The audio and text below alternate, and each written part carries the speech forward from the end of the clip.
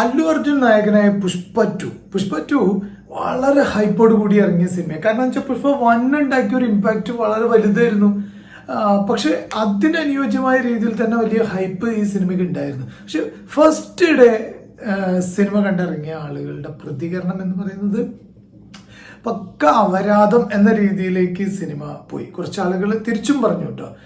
ആ സമയത്ത് നമ്മളെല്ലാവരും വിചാരിച്ചു ഈ സിനിമ കഴിഞ്ഞു, ഈ സിനിമ തീർന്നു. കങ്കുവ പോലെ അല്ലെങ്കിൽ വാലിബനൊക്കെ പോലെ ഈ സിനിമയ്ക്ക് ഫസ്റ്റ് ഡേ കിട്ടിയ റിസൾട്ട് എന്ന് പറയുന്നത് ഇങ്ങനെയാണ്, അതോടുകൂടി ഈ സിനിമ പൊളിഞ്ഞു പോയി എന്ന് വിചാരിച്ചു.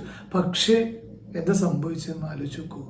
ഇന്ന് ഇന്ത്യയിൽ ഏറ്റവും വേഗത്തിൽ 1000 കോടി ക്ലബിൽ കയറിയ സിനിമയായിട്ട് പുഷ്പ 2 വന്നിരിക്കുന്നു. ഇതെങ്ങനെ സംഭവിച്ചു എന്നുള്ള എനിക്കറിയില്ല. എനിക്കും ആ സിനിമ ഒട്ടും ഇഷ്ടപ്പെട്ടു. ഒരു 10 വർഷം മുമ്പുള്ള ഒരു തെലുങ്ക് സിനിമയൊക്കെ ഉണ്ടാവില്ലേ, ഇങ്ങനെ ഒരു ലോജിക്കും ഇല്ലാത്ത സിനിമകൾ, ആ രീതിയിലുള്ള സിനിമ പോലെയാണ് നമുക്ക് ഫീൽ ചെയ്തത്.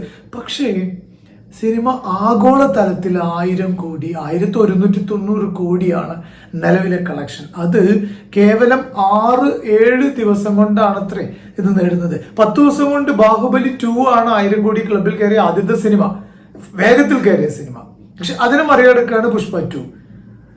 എന്തായാലും റിവ്യൂ പറയുന്ന ആളുകളൊക്കെ നെഗറ്റീവ് ആദ്യ ദിനത്തിൽ പറഞ്ഞാൽ, എത്ര പ്രേക്ഷകരുടെ പ്രതികരണം നെഗറ്റീവ് അടിച്ചാലും ഇത്തരത്തിലൊരു ഫാൻ ബേസ് ഉണ്ടെങ്കിൽ 1000 കോടി ക്ലബിലൊക്കെ കയറുക എന്ന് പറയുന്നത് ശരിക്കും അത്ഭുതം തന്നെയാണ് കേട്ടോ. ഒരു രക്ഷയില്ലാത്ത അത്ഭുതമാണ് പുഷ്പ 2.